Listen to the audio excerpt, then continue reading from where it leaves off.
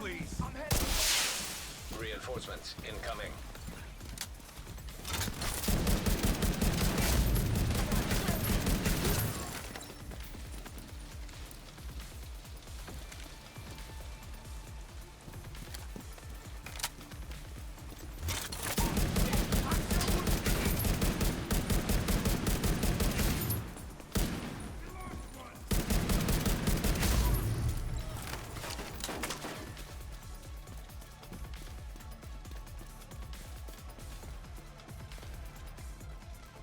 They're coming after me.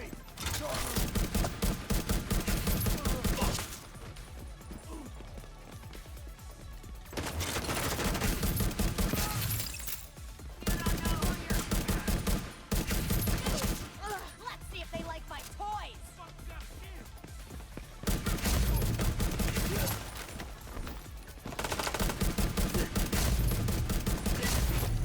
Heavily armored hostile detected. This hurts. We lost one. Immediate medical assistance needed.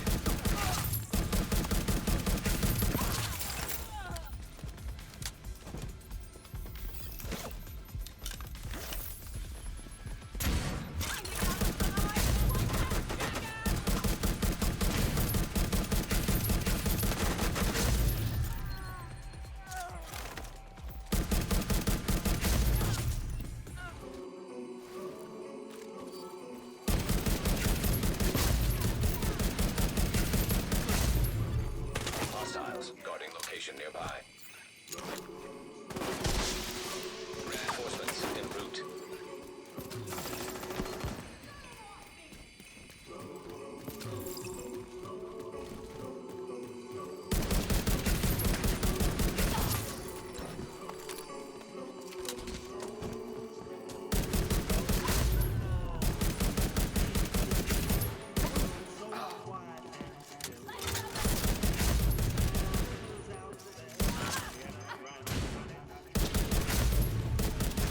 Time to get him.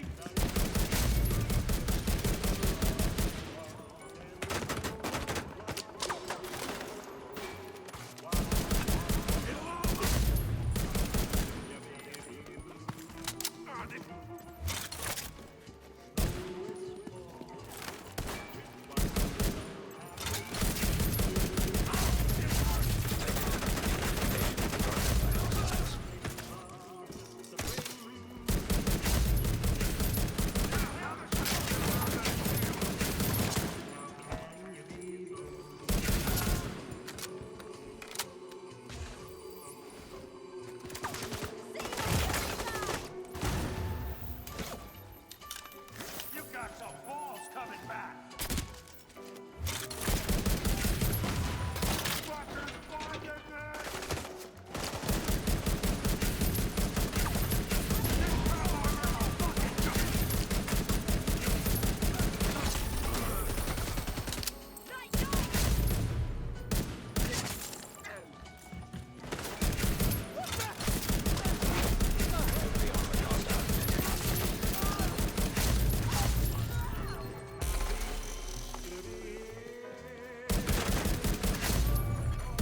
Hostiles guarding location nearby.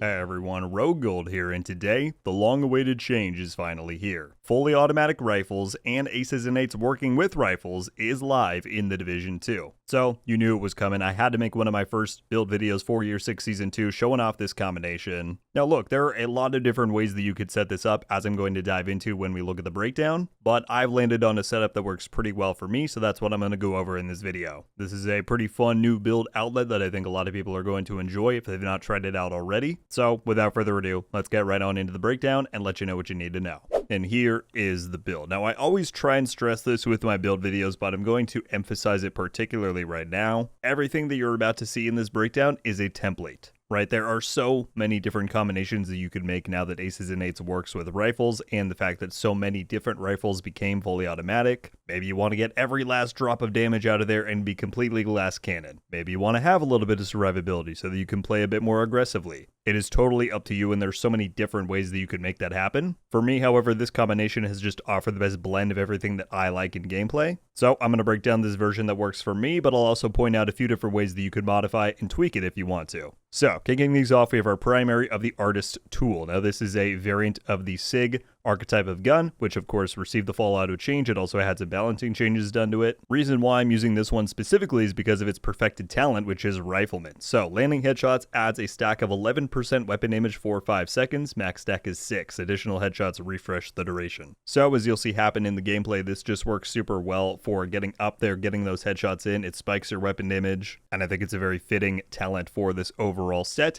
which is why I went for the perfected version. The mod setup I've gone back and forth on, and again, there are different ways you could set this up. I opted to go for one which is giving me 30% accuracy, one which is giving me 30% stability. So kind of a blend between the two different handling modes there. If you want to run headshot on here, they did buff the headshot damage mod there. I was running that for a little while. Again, there's different ways you could do it, but I feel like this offers a pretty good balance between the kind of handling that you need for a rifle like this. And then of course I'm running the magazine, which gives me the most amount of extra rounds so that you can play aggressively, kind of stay in the fight, not have to worry about reloading too much. First thing I'll point out here though is that this is far from the only rifle you could use, right? Another one that I was testing was the Police MK17 here. That was a lot of fun. I kind of got the exact same role with Rifleman, DTOC, and rifle damage. So again, many different ones you could try depending on what kind of rifle, what kind of feel you want. You could even opt for one of the new fully automatic marksman rifles, right? The G28 or the SVD. All depends on your playstyle, how quickly you want to get in there, get the job done. I just think that the SIG and the Artist tool works quite well.